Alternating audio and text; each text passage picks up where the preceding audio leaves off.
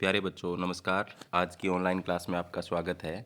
प्यारे बच्चों, आज हम कक्षा 7 विषय विज्ञान उड़ान चरण 2 के अंदर अध्याय 15 प्रकाश करने वाले हैं। तो जो बच्चे चैनल पर नए हैं या जिन बच्चों ने अभी तक चैनल को सब्सक्राइब नहीं किया, सब्सक्राइब कर लें, लाइक कर दें और शेयर कर दें। तो प्यारे बच्चों, कई बच्चों के कमेंट्स में देखता हूँ कि सर लिखाई सुधारो। तो प्यारे बच्चों, मैं यहाँ पर वीडियो बनाते समय मोबाइल की स्क्रीन का प्रयोग करता हूँ और मोबाइल से ही लिखता हूँ। हो सकता है यहाँ आपको कुछ थोड़ा बहुत समझ ना आता हो, तो आप समझने की कोशिश करें, मेरे बोले हुए पर ध्यान दें और लिखें। जल्दी आपकी ये जो समस्या है वो दूर होगी, क्योंकि मैं डिजिटल बोर्ड पर वीडियो बनाने लग जाऊँगा। तो प्यारे बच्चों, थोड़ा सा जब तक डिजिटल बोर्ड नहीं होता है तब तक आप समझने की कोशिश करें और मैं भी कोशिश करूँगा कि साफ लिखूँ। आदित्य ने अपनी दादी से पूछा कि हम सूर्य को सूर्य देवता क्यों कहते हैं।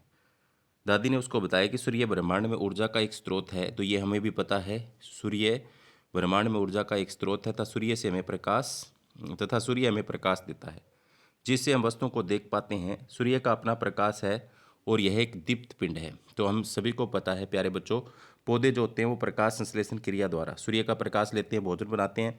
तो ऊर्जा हमें किससे मिलती है? सूर्य से मिलती है और सूर्य से हमें प्रकाश भी मिलता है।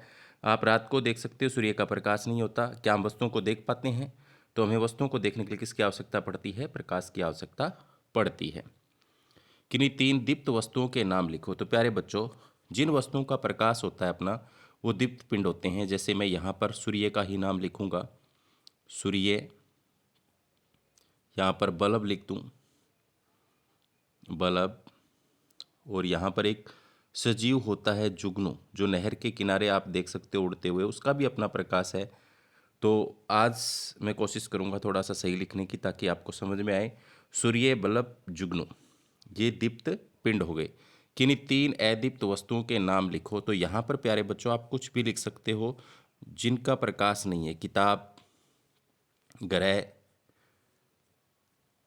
और मेज, कुर्सी, जो आपका मन करे, जिनका अपना प्रकाश नहीं है, वो वस्तुएं यहाँ पर लिख सकते हो। कार्यपत्रक 2। कार्यपत्रक 2 में क्या है? रोहन अपने पापा के साथ सुबह सुबह घूमने गया तो देखा कि सड़क पर कोहरा फैला हुआ है। आप आजकल सर्दी का मौसम है, देखते होगे कोहरे को। उसे रास्ता ठीक से दिखाई नहीं देता, विजुअलिटी बहुत कम होती है, उसके अंदर से दिखाई बहुत कम देता है। सड़क पर सभी वाहन धीमी गति से लाइटें जलाकर चल रहे होते हैं, ये आजकल आपने सभी ने नोट किया होगा। और बार बार गाड़ी का शीशा साफ करते हैं, क्योंकि जो ओस जो होती है, पानी जो होता है, वो वाष्प रूप में शीशे पर जम जाता है। ऐसी वस्तुएं जिनके आर पार देखने पर धुंधला दिखाई दे, उन्हें खालिस्तान वस्तुएं कहते हैं। तो प्यारे बच्चों, उन्हें हम कहते हैं पारभासी वस्तुएं। कौन सी वस्तुएं? पारभासी वस्तुएं। जिन वस्तुओं के अंदर से साफ नज़र नहीं आता, धुंधला नज़र आता है, उन्हें पारभासी वस्तु कहते हैं। ऐसी वस्तुएं जिनके आर पार देखने पर सुस्पष्ट दिखाई दे, उन्हें उन्हें कहते हैं पारदर्शी। उन्हें क्या कहेंगे? पारदर्शी। तो वस्तुएं 3 प्रकार की होती हैं, पारभासी, पारदर्शी, एक अपारदर्शी होती है जिसके अंदर से बिल्कुल भी दिखाई नहीं देता। ऊपर दिए गए वक्तव्य में पारभासी वस्तु कौन सी है? तो यहाँ पर क्या है? गाड़ी का शीशा जो है वो कोहरा जमा कोहरा जमा गाड़ी का शीशा, गाड़ी का शीशा कैसा हो गया है? पारभासी हो गया है। ठीक है। तेल लगा कागज भी हम यहाँ पर लिख सकते हैं, लेकिन हमें इस प्रश्न के हिसाब से, कार्यपत्रक के हिसाब से लिखना है। तो गाड़ी के शीशे पर कोहरा जम गया तो वो कैसा है? पारभासी है। गाड़ी का शीशा किस प्रकार की वस्तु का उदाहरण है? अगर उस पर कोई भी कोहरा नहीं जमा हो तो वो पारदर्शी वस्तु का उदाहरण है। किस वस्तु का उदाहरण है? पारदर्शी। ठीक है। तो आगे है कार्यपत्रक 3। कार्यपत्रक 3 में अनन्या अपने दोस्तों के साथ खेल खेलती है। सभी बच्चे कुछ वस्तुएं लिए हुए हैं और बारी बारी से उन वस्तुओं को धूप में ले जाकर उनकी छाया को देखते हैं। सभी अपनी वस्तुओं की छाया का परिणाम सारणी में लिखते हैं। तो प्यारे बच्चों, जिसकी छाया बनेगी उसके सामने मैं राइट टिक करूंगा और जिसकी नहीं बनेगी उसके सामने कांटा लगाऊंगा। और पहले मैं बता देता हूँ छाया किसकी बनती है। छाया अपारदर्शी वस्तुओं की बनती है जिनके अंदर से प्रकाश नहीं गुजर सकता। अगर प्रकाश के रास्ते में कोई जैसे ये प्रकाश जा रहा है, इस प्रकाश के रास्ते में यहाँ पर कोई अपारदर्शी वस्तु आ जाती है तो उसकी छाया बनती है। क्या बनती है? छाया।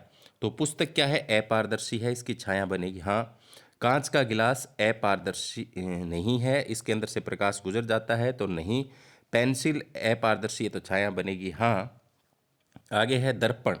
दर्पण की भी छाया बनेगी क्योंकि दर्पण से प्रकाश टकराकर उसी दिशा में रह जाता है, पार नहीं होता। फूल। फूल की भी हाँ कह सकते हैं हम। स्टील का गिलास बनेगी। बल क्या है? कोई वस्तु नहीं है तो नहीं। खिड़की में लगने वाला शीशा, तो ये धुंधला भी हो सकता है, पारदर्शी भी हो सकता है, तो यहाँ पर चलो हम इसको राइट टिक नहीं करेंगे, काटा ही लगा देंगे क्योंकि इसके अंदर से प्रकाश गुजर जाता है। कार्यपत्रक 4। प्रकाश का किसी सतह से टकराकर उसी माध्यम में मुड़ जाना प्रकाश का परावर्तन कहलाता है। निम्नलिखित में से कौन सी घटनाएं परावर्तन के कारण होती है? तो प्यारे बच्चों, आप खेले होंगे बचपन में, कोई शीशे का टुकड़ा, दर्पण का टुकड़ा हो जिसमें आप चेहरा देखते हैं टूटा हुआ मिल गया, आप सूर्य के सामने रखते हो तो उसका एक धब्बा, उससे सूर्य का प्रकाश टकरा कर आप दीवार पर बनाते हो, तो वह प्रकाश का परावर्तन ही है। तो यहाँ पर प्रकाश का परावर्तन क्या होता है? किसी वस्तु की सतह से टकराकर प्रकाश का वापस मुड़ जाना।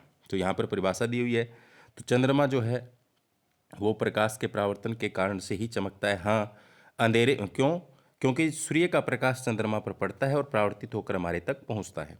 अंधेरे में वस्तु का न दिखाई देना, तो यहाँ पर परावर्तन नहीं है। कुएं पानी में छाया दिखाई देना, यहाँ पर परावर्तन है। परावर्तन के कारण हमारी जो प्रतिबिंब है वो पानी के अंदर बनती है, तो यहाँ पर हाँ। पानी में डूबी हुई पेंसिल का मुड़ा हुआ दिखाई देना, तो यहाँ पर भी परावर्तन नहीं है प्यारे बच्चों, यहाँ पर अपवर्तन है। क्या है? अपवर्तन। जो आप बड़ी क्लासों में पढ़ोगे, अपवर्तन क्या होता है? जब प्रकाश किसी एक माध्यम से, जैसे हवा से पानी में जाता है, हवा से कांच में जाता है, तो उसमें कुछ बदलाव आते हैं उसकी वो आप बड़ी क्लासों में पढ़ोगे। दर्पण द्वारा सूर्य के प्रकाश का चमकना, दर्पण ये भी क्या है? परावर्तन। स्टील का गिलास में भी परावर्तन हो जाता है। बल ये कोई वस्तु नहीं है, पहले भी मैं कह चुका हूँ, यहाँ काटा। खिड़की में लगने वाला शीशा, तो इसमें भी क्या होगा? प्रकाश का परावर्तन नहीं होगा, अपवर्तन होगा। तो प्यारे बच्चों, आज की क्लास में इतना ही। आज मैंने थोड़ा सही ढंग से लिखने की कोशिश की है। तो प्यारे बच्चों, अब भी अगर आपको कुछ शिकायत है तो आप कमेंट बॉक्स में लिख सकते हो। धन्यवाद।